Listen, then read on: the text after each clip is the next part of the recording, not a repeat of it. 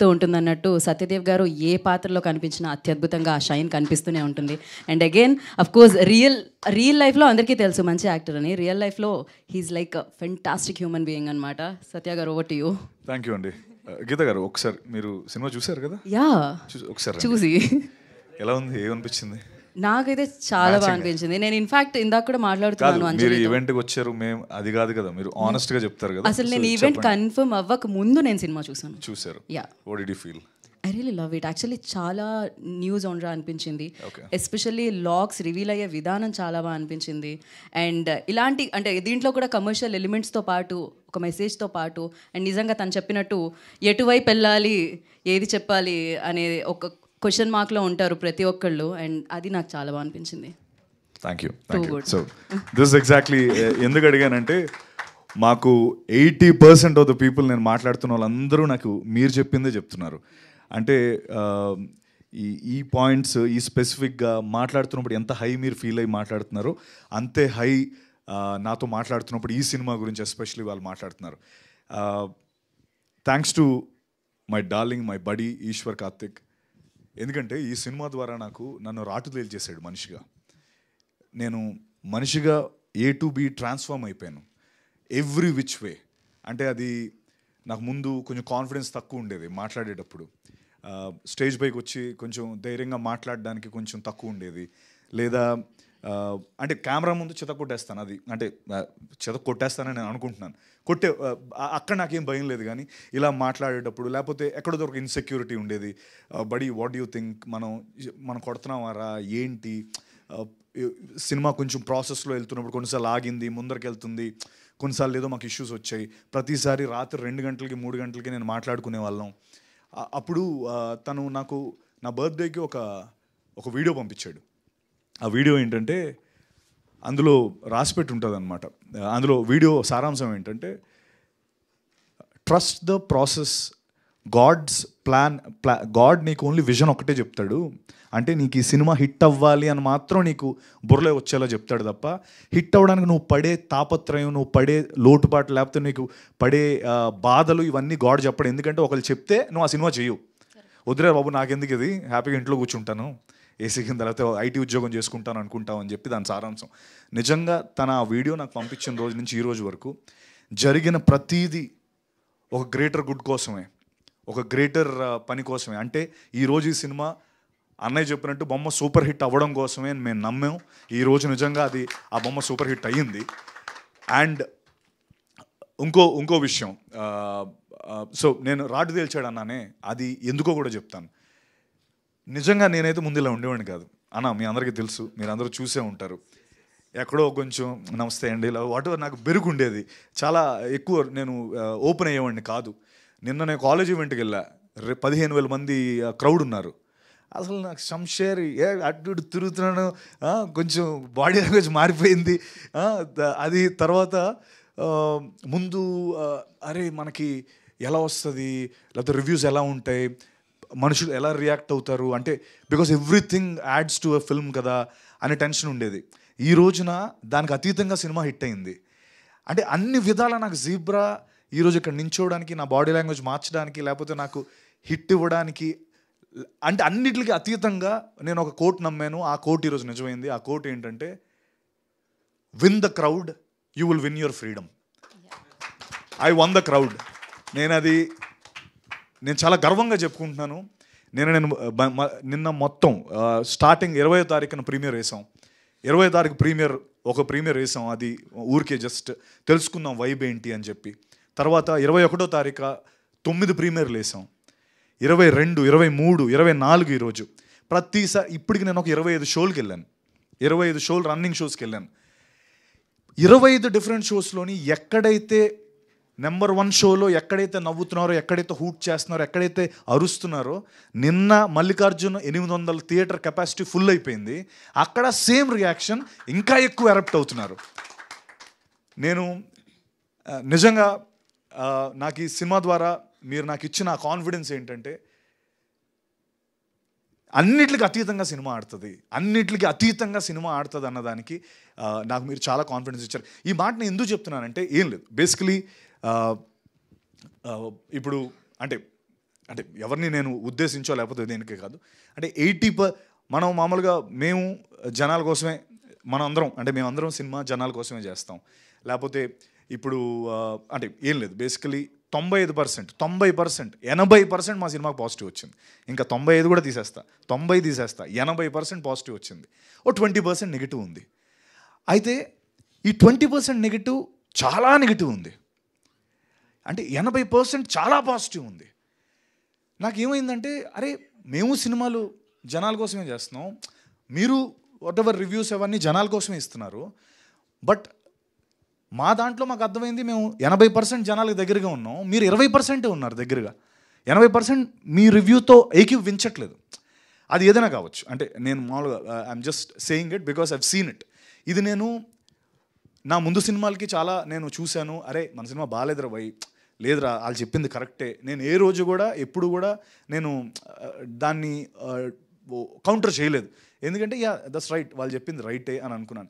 ఈ విషయంకి వచ్చేటప్పటికి లైవ్ చూస్తున్నది వేరుంది, జనాల్లో ఉన్న స్పందన వేరుంది, ఇక్కడ వేరేగా ఉంది. అంత ఆస్మాన్ ఫరక్ నాకు అర్థం కాల. అరే ఇప్పుడు వీళ్ళకి నచ్చకూడదు కదా, వీళ్ళకి ఎక్కడో మధ్యలో 50%లో ఉండాలి కదా, అటు ఇటు మరి 80-20 డిఫరెన్స్ ఉంది ఏంటి అన్నది కొంచెం బాధ అనిపించింది. అది ఎందుకు అలా జరిగింది అంటే మేబీ 80%కి నచ్చి అంటే మిగతా ఏదైనా జనరేషన్ గ్యాపా, లేకపోతే కొంతమంది నచ్చలేదంటే ఏమైనా, అది ఏమో ఐ డోంట్ నో, అది నాకు నిజంగా అర్థం కాలేదు. బట్ అంటే చాలామంది ఇది నేను చెప్పిన దానికి కొంతమంది అనొచ్చు అంటే మాది జస్ట్ అన్ ఒపీనియన్ మాత్రమే అని. బట్ కాదండి, ఒపీనియన్ మాత్రమే కాదని నా ఫీలింగ్ అన్న. ఎందుకంటే బేసికలీ మీ సంస్థకో లేకపోతే మీరు రాసే దానికో లేకపోతే చాలా క్రెడిబిలిటీ ఉంటుంది, అంటే ఒక ఇన్స్టిట్యూషనల్ క్రెడిబిలిటీ, అది ఇండివిజువల్ క్రెడిబిలిటీ కాదు, అంటే ఆ ఇన్స్టిట్యూషన్ ఎన్నో వాళ్ళగా నమ్మిన క్రెడిబిలిటీ మీద వచ్చే ఇది. సో అది ఒపీనియన్ కాదు, it's an institution as a whole. ఆ credibility comes from an institution. Opinion is individual but it comes from an institution, కాబట్టి క్రెడిబిలిటీ ఇస్ బిగ్గర్. సో ఎందుకో నాకు అది అఫ్కోర్స్ నేను ఇప్పుడు మీరు అందరూ అనుకోవచ్చు 80% పాజిటివ్ ఉంటే ఇంకేంటి ప్రాబ్లం అని చెప్పి, బట్ ఆ ఇన్స్టిట్యూషన్కి చూసి ఆ 80% అంటే మాకు కొంత తను అన్నట్టు అఫ్కోర్స్ తను చెన్నైలో ఉన్నాడు, నాతో పాటు రాలే, వాకిన్స్ 10 రూపాయలు గురు, నువ్వు వాకిన్స్ ఏమంటే మొత్తం మేము నిన్నంతా అదే పనిలో ఉన్నాం. So it's tremendous response. And ఇంకా నేను అంటే నేను నిజంగా ఇందాక అన్నట్టు I one the crowd, I want my freedom. 10 ఏళ్ళుగా కింద మీద పడుతున్నాను. ముందు అంటే లాస్ట్ ఎప్పుడో నాకు ఆ బ్లఫ్ మాస్టర్ డేసే గుర్తొస్తాయి, ఎందుకంటే బ్లఫ్ మాస్టర్ ఫ్రమ్ డే 1 ఆడుతుంది అనుకుని కరెక్ట్గా డే రోజు నాకు అది దెబ్బేస్తుంది. ఆ దెబ్బ నుంచి కోలుకోవడానికి 5 ఏళ్ళు పట్టింది. మళ్ళీ ఇప్పుడు వచ్చా. నాకు మళ్ళీ కొంతమంది ఎవరైతే ఆ అన్నవాళ్ళే ఇది ఓటీటీలో చితగాడేస్తుంది, ఓటీటీలో చితగాడితే అది ఎందుకు ఎవరికి ఇది పూజకు పనికిరాని పువ్వులో అయిపోద్ది.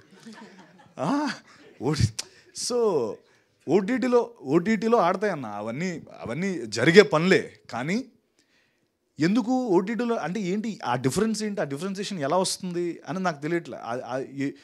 ఇప్పుడు వీడొక బ్యాంక్ ఎంప్లాయీ, వీడొక ఇంటి దొంగ, ఇందులో వాడు చేసే దోపిడీ లేకపోతే అఫ్కోర్స్ సారీ నువ్వు చెప్పొద్దన్నావు కానీ బట్ వాడు చిన్న హీస్ చేస్తాడు, అది వాడు ఇంటి దొంగని ఈశ్వరుడు పట్టుకోలేడు. ఇప్పుడు మీ ఇంట్లో పని మనిషి ఉందన్న, మీ డబ్బులు ఎక్కడ పడుతుంది ఆవిడకి తెలుస్తుంది, తీసేస్తే ఎవరికి ఎలా తెలుస్తుంది, బయట నుంచి వచ్చేవాడు కష్టం. కానీ అందులో మా సినిమాలో డైలాగ్ కూడా ఉంటుంది, అరే బడి ఇంత చెప్తున్నావు మనం చేయగలమా అంటే, రే నువ్వు మర్చిపోతున్నావు, మనం బ్యాంకర్స్, వీఆర్ ఇన్సైడర్స్, నువ్వు ఎందుకు అంత కష్టం అనుకో.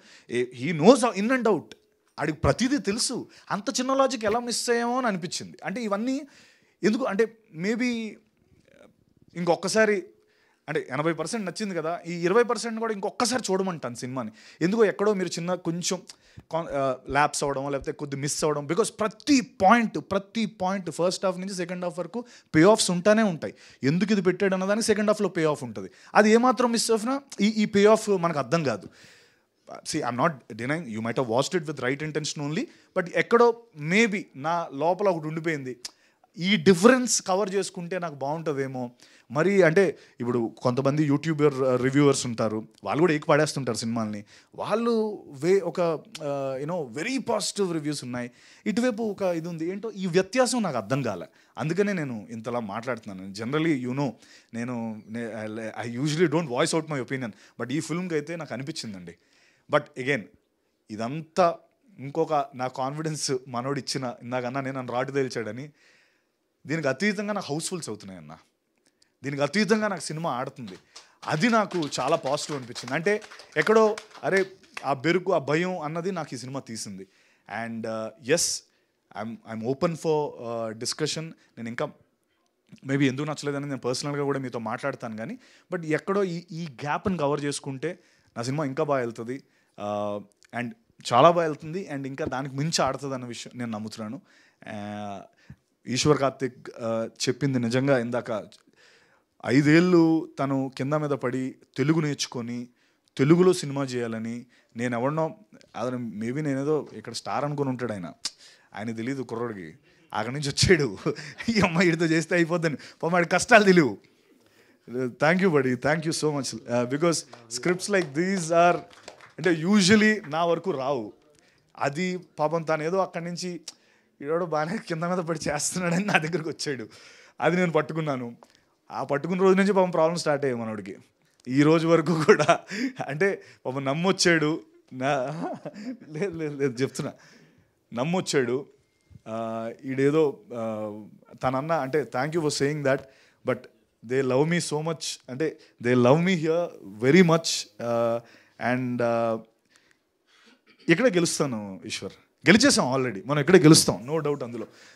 Thank you very much. And ఇన్నేళ్ళు నువ్వు కష్టపడి, అండ్ ఇంకొక దాంట్లో కూడా తెలుగు డైరెక్టర్ అయి ఉంటే ఇంకా బాగా చేసేవాడు అని ఏదో ఒకటి చదివాను, అది కూడా కొద్దిగా బాధ అనిపించింది. ఎందుకంటే నో డిస్రెస్పెక్ట్ ఫర్ ఎనీవన్, అరే పాపం తెలుగు నేర్చుకొని కింద మీద పడి అంత దూరం వచ్చి ఈజీగా చెన్నై టు హైదరాబాద్ ఒక 500 సార్లు తిరిగి ఉంటాడు, నాకు తెలిసే 500 ఫ్లైట్లు తిరిగి ఉంటాడు ఇతను. ఎందుకు ఆ కర్మ, అంటే ఎందుకంత తపన, ఎందుకంత ఎఫర్ట్, అంత పెట్టి 500 ఫ్లైట్లు వేసుకుని తక్కువ. సారీ టు సే, నిన్న నైట్ 11 o'clock ఫ్లైట్కి వెళ్ళాడు, ప్రెస్ మీట్ పెట్టమంటే మార్నింగ్ 4 గంటల ఫ్లైట్ తీసుకుని వచ్చాడు. అసలు ఇదే జరిగింది ఇప్పుడు. అంటే అతను నిజంగా మనోడి దగ్గర డబ్బులు కూడా లేవు అన్న, ఎన్నుకునే వచ్చన్నా 500 ఫ్లైట్లు డబ్బు పెడితే ఒక 2 BHK వస్తుంది ఇక్కడ హైదరాబాద్లో, అంత చేశాడు. అది కొంచెం అరే తనకు తెలుసు సెన్సిబిలిటీస్. ఇప్పుడు తమిళ్లో కన్నడలో సినిమా ఇరగాడుతుంది, తమిళ్లో వాళ్ళు వేసిన తక్కువ షోస్ అయినా 80% ఫుల్స్ అవుతున్నాయి. మన నాన్ లోకల్ లాంగ్వేజ్, అది డబ్బింగ్ చేసాం, అద్భుతంగా ఆడుతుంది, కన్నడలో అద్భుతంగా ఆడుతుంది, ఇక్కడ అద్భుతంగా ఆడుతుంది.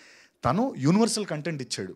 It's not about Telugu director or not about ఏదో ఒక పర్టికులర్ తెలుగు డైరెక్టర్ అయితే ఇంకా బాగా చేసి ఉంటాడు. I think that's wrong. He is definitely an Indian director మనోడు. నేను తనకి ఇది అతిశయోక్తిగా ఉండొచ్చు నేను చెప్పేది, బట్ నేను నా షూటింగ్ అయిపోయిన రోజు నేను ఈశ్వర్కి చెప్పిన మాట ఏంటంటే, Eshwar, you will do a film with Rajinikanth sir or Shahrukh Khan sir, for sure you have the capacity and capability. ఆ రైటింగ్ అంత గొప్ప రైటింగ్. ఓకే, మేబీ ఇది ఇమీడియట్గా నెక్స్ట్ సినిమా షారుఖ్ ఖాన్ గారితోనో రజనీకాంత్ గారితో ఆయన చేస్తారు, లేకపోతే ఆ చిరంజీవి గారితోనో చేస్తారని నేను అన్న, కానీ but trust me, 5th film or 6th film Eshwar will do a film with అన్నయ్య ఆర్ షారుఖ్ ఖాన్ గారు ఆర్ రజనీకాంత్ గారు. ఇది కన్ఫర్మ్. అంత గొప్ప దర్శకుడు. అండ్ బాలా అండ్ దినేష్, మా రెడ్డన్న SN రెడ్డి గారు ఈ సినిమాని నమ్మి ఇంత డబ్బు పెట్టి ఇంతవరకు వచ్చారు.